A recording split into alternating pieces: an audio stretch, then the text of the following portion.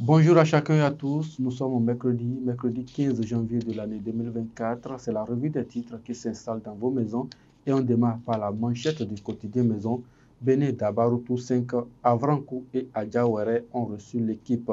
La contribution du groupe KDK très appréciée. Dans le chapeau, démarré depuis le 8 janvier 2025, la 5e édition de Béné Dabaroutou continue de sillonner les communes du pays.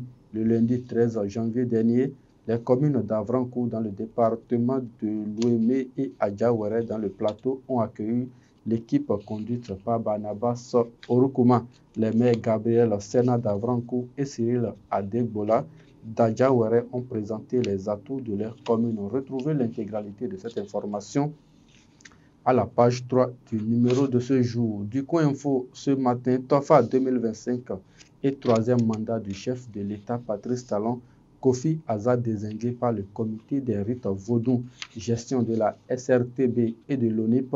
Les candidats présélectionnés désormais connus, peut-on lire à la page 11. Le grand regard, mode de remplacement des élus communaux, FCBE dissident, Paul Humpé affiche une complicité avec le bloc républicain et le parti Union progressiste Le Renouveau. Béné Dabaroutou à Adjawere, le maire Cyril Adegbola accueille l'équipe de Barnabas Orukuma. L'œil du Bénin ce matin, lancement des activités de l'OJBR dans la 13e circonscription électorale. El Hadj Zulkifilou Issifou Mako remobilise la jeunesse au profit du bloc républicain. Un autre titre du quotidien L'œil du Bénin ce matin, attaque meurtrière au Nord Bénin. Le gouvernement prend des mesures en faveur des familles des victimes. On passe au quotidien Info Matin. Polémique autour du Fadou Fouyakou du Tofa, l'aura du professeur Aza écorné. Dossier atteinte à la sûreté de l'État. Olivier Bokor et Oswald Omeki fixés sur leur sort dès le 21 janvier prochain. Le quotidien La Boussole à présent. Question maladroite de l'opposition. Suite à l'attaque du 8 janvier 2025, Gbadamassi accuse les députés du parti Les Démocrates de récupération politique sur la dépouille des vaillants soldats.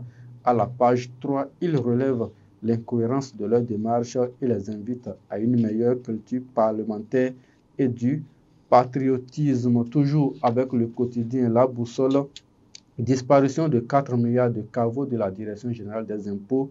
Carlos Adowano et ses co-accusés devant la Criette lundi prochain. Le matinal, explosion de gaz dans un magasin à Akpakpa. Le gouvernement au chevet des victimes.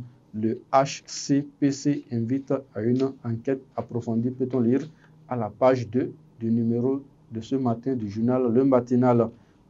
Pays à forte croissance économique en 2024, le Bénin dans le top 20 selon le Fonds monétaire international, un taux de 6,4% enregistré.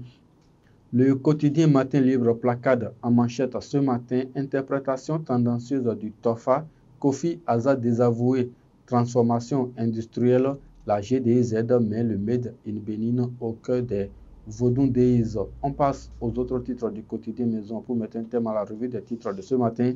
Candidature pour la nomination des responsables des organes du service public. La haute autorité de l'audiovisuel et de la communication dévoile les résultats de la présélection. Vote de défiance contre les chefs d'arrondissement de Gamia et Ina Abembereke. Les conseillers en session extraordinaire le 17 janvier prochain. Suspendu des instances du parti, le bloc républicain veut enquêter sur des actions de Samou Seydou Adambi. Et pour mettre un terme à la revue des titres de ce matin, lutte contre l'excès de vitesse au Bénin, la direction générale de la police républicaine bientôt équipée de 55 radars. Et c'est sur cette information de la police républicaine que nous mettons un terme à la revue des titres de ce matin. Merci de nous avoir suivis. Merci à toutes les équipes de préparation et de livraison. Romain Pan a été à la réalisation. Merci de nous avoir suivis. À demain.